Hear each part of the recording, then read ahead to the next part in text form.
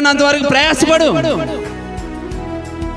బలం ఉన్నంత వరకు ప్రయాసపడు, గొంతు ఉన్న వరకు పాడు, ఆయన స్తుతించు, ఆయన మహిమపరచు, ఆయన ఘనపరచు. అది ఒకనాటికి ఖచ్చితంగా నీకు కాకపోయినా నీ పిల్లలకైనా కానీ ఆశీర్వాదం వస్తుంది. కుమ్మరిస్తాడట మొత్తం. ఒక్కసారి నువ్వు అనుభవించకపోయినా నీ పిల్లలందరూ అనుభవిస్తారు ఆ యొక్క దీవెన ఆశీర్వాదం. నువ్వు చేసిన సేవ దేవుడు మరచుటకు అన్యాయస్తుడు కాదు. ఆయన నువ్వు చేసిన సువార్త మరచుటకు అన్యాయస్తుడు కాదు. నువ్వు చేస్తా వచ్చిన పరిచర్య మరచుటకు అన్యాయస్తుడు కాదు. కానీ దేవునికి చేసినట్లు చేయి. నువ్వు చేసే సేవ చాలా ఇది ప్రాముఖ్యమైనది మనకి.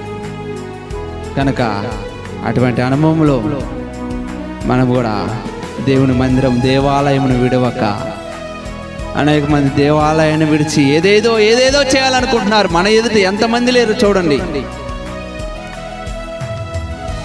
దేవాలయాన్ని విడిచి, దేవుని ఆలయంలో ఉన్న మనుషులు చూసి దేవాలయాన్ని విడిచి, దేవుని విడిచి బయట తిరుగుతున్నారు. భయం లేకుండా తిరుగుతున్నారు వారు.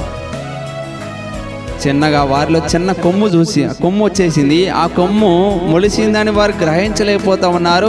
ఆ విధంగా వారు భ్రష్టత్వంలోనికి వెళ్ళిపోతారు. వారు భ్రష్టత్వంలోనికి వెళ్ళిపోకముందే వారిని హెచ్చరించు. దేవునికి వరం ఇచ్చాడు కదా, హెచ్చరించే వరం, వారిని సమకూర్చే వరం ఇచ్చాడు కదా, ఆ వరాన్ని నువ్వు ఉపయోగించు. అది కూడా ఒక పరిచర్య. ఆ పరిచర్య నువ్వు కొనసాగించు, మోకరించు.